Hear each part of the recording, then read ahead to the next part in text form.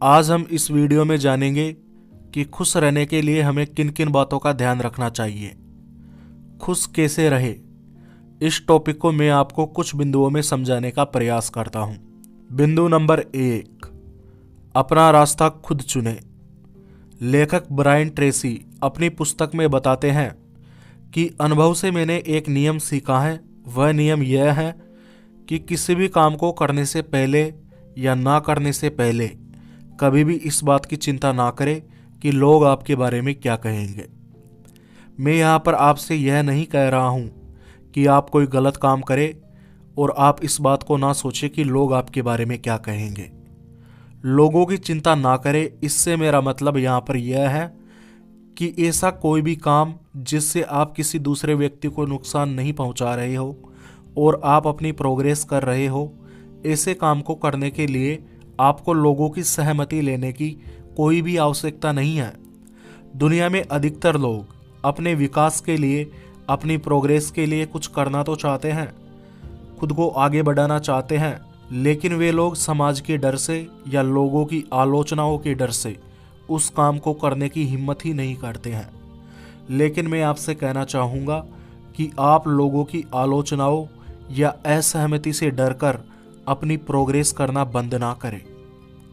मुझे पता है लोग जब आलोचना करते हैं तो इससे हमें बहुत ज़्यादा चोट पहुंचती है, लेकिन हमें इन आलोचनाओं को सहना सीखना होगा। लोगों की बातों से डरकर अपनी प्रगति न करना अच्छा नहीं है, आपके लिए फ़ायदेमंद नहीं है। सच्चाई यह है कि आपकी ज़िंदगी से जुड़े महत्वपूर्ण फैसलों की फिक्र आपके अलावा किसी और को नहीं है। एक व्यक्ति को खुद की फिक्र खुद ही करनी पड़ती है।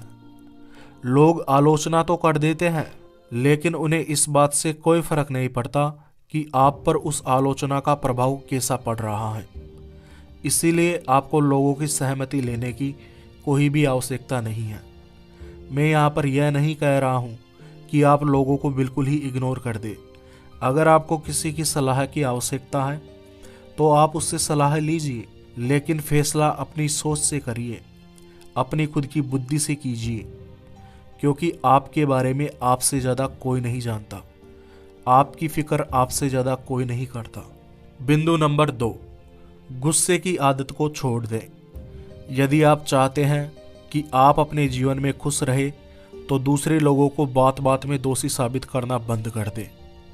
आपके दोष देने की आदत ही आपके अंदर गुस्सा, नाराजगी तथा जलन की भावनाएं पैदा करती हैं। दोषारोपण के कारण ही हमें गुस्सा आता है, जिसकी वजह से हमारी खुशी हमसे छिन जाती है।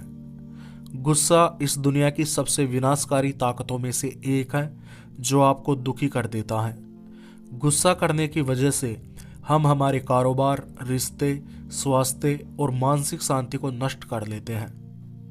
जब हम बार बार गुस्सा करते हैं तो यह हमारी आदत में शुमार हो जाता है, जिसकी वजह से हम छोटी छोटी बातों पर भी गुस्सा करके खुद को दुखी कर लेते हैं। अब सवाल आता है कि इस गुस्से की आदत को कैसे छोड़ें। तो दोस्त, इसका जवाब यह है कि जब भी आपको गुस्सा आए तो आप अपने आप से यह कहें कि मैं अपनी स्थिति के लिए खुद जिम्मेदार हूँ। दोषी नहीं हूँ, लेकिन जिम्मेदार हूँ। जब आप जिम्मेदारी स्वीकार करते हैं तो आप प्रतिस्थापन के नियम की वजह से खुश हो जाते हैं, क्योंकि जब आप जिम्मेदारी स्वीकार करते हैं तो आप अपनी नकारात्मक भावनाओं को सकारात्मक भावना के द्वारा प्रतिस्थापित कर देते हैं। एक व्यक्ति का इस दुनिया को देखने का नज़रिया 2 प्रकार का होता है।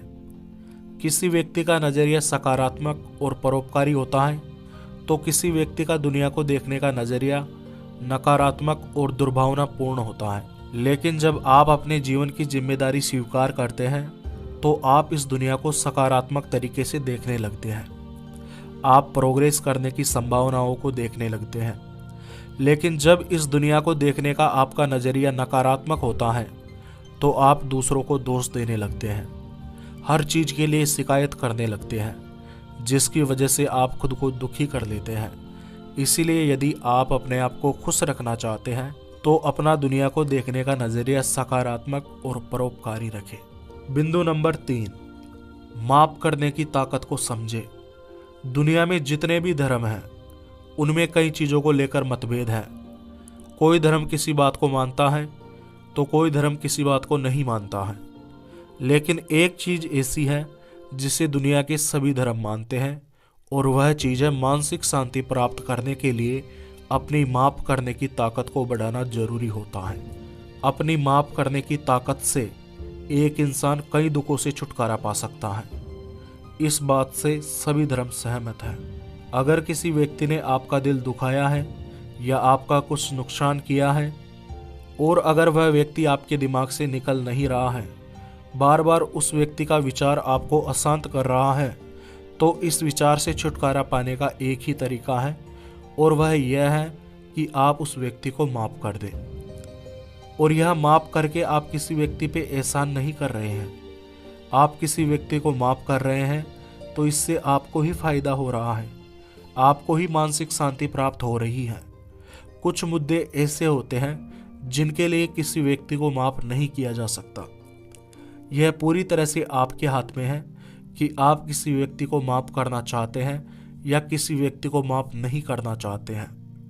आप या तो बदला लेकर अपनी मानसिक शांति को नष्ट कर सकते हैं या माफ़ करके अपनी मानसिक शांति को प्राप्त कर सकते हैं। आपको इन दोनों में से जो भी चीज़ पसंद हो आप वह काम कर सकते हैं, लेकिन छोटी मोटी बातों के लिए किसी व्यक्ति को ना समझ कर माफ़ कर देना चाहिए।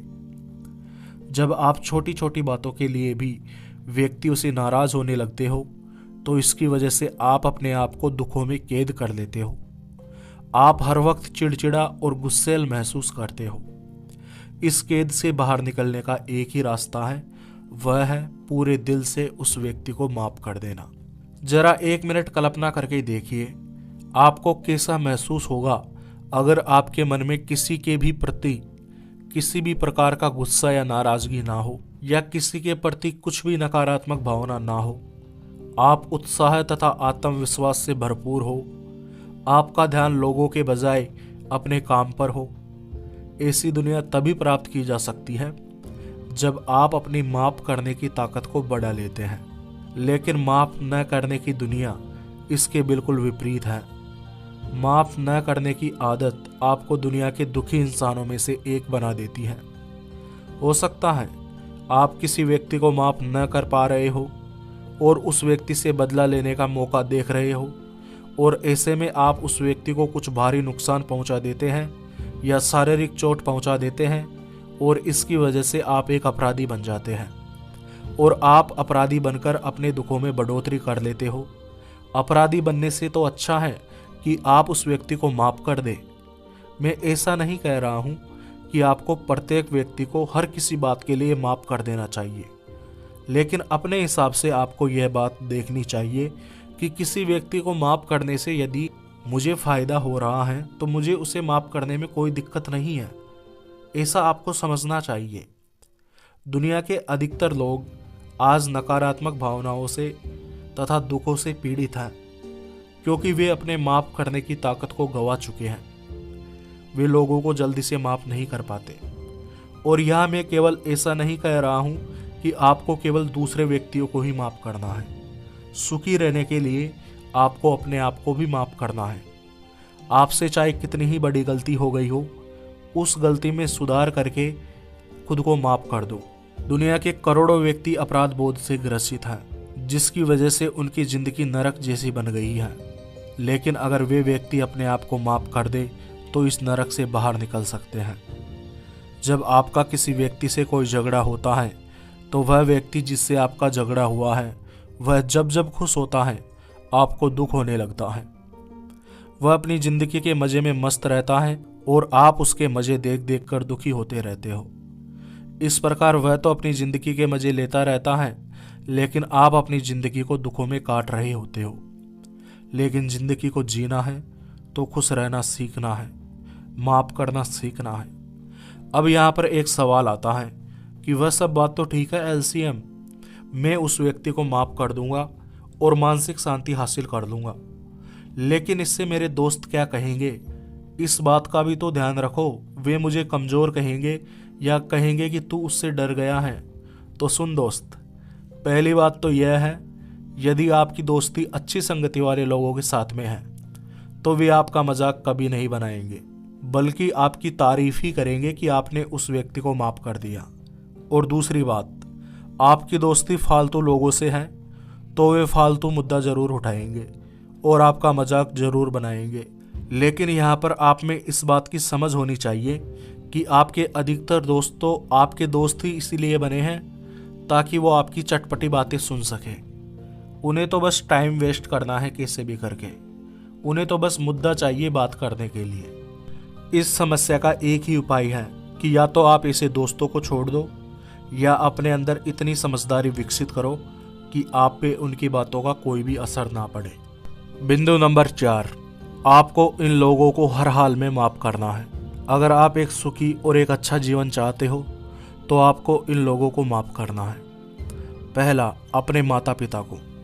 हो सकता है आपके माता पिता ने आपकी परवरिश ज़्यादा अच्छे तरीके से ना की हो या आपकी परवरिश में कई कमियां रह गई हो, लेकिन इसके लिए उन्हें माफ़ कर दें, क्योंकि उन्होंने अपनी बुद्धि के हिसाब से आपको बेहतर से बेहतर बनाने का प्रयास किया है।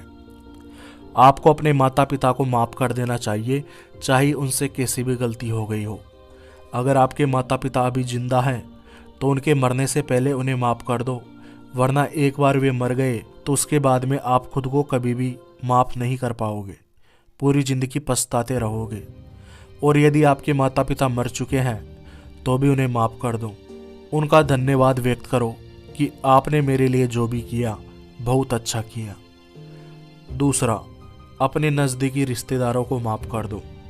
तीसरा, ऐसे लोग जिन्होंने आपका नुकसान किया है और वे आपके दिमाग से नहीं निकल रहे हैं, तो अपने दिमाग से ऐसे व्यक्तियों को निकालने के लिए उन्हें माफ़ कर देना चाहिए। और चौथा, सबसे महत्वपूर्ण, अपने आप को। मैंने आपको कई व्यक्ति बताए जिन्हें आपको माफ़ करना है, लेकिन यह उनमें से सबसे ज़्यादा महत्वपूर्ण है और वह व्यक्ति है आप खुद।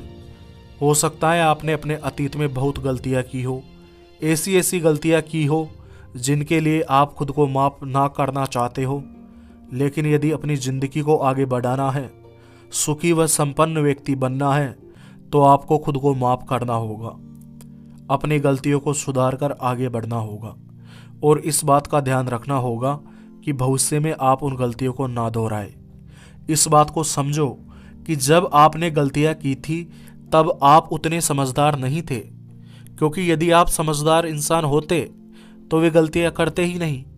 लेकिन आज आप इतने समझदार बन चुके हो कि आप उस गलती को दोबारा दोहराना नहीं चाहोगे। इसीलिए खुद को माफ़ कर दो दोस्त। मुझे इतने विश्वास से सुनने के लिए आपका दिल से धन्यवाद। आप अपने विचार कमेंट कर सकते हैं।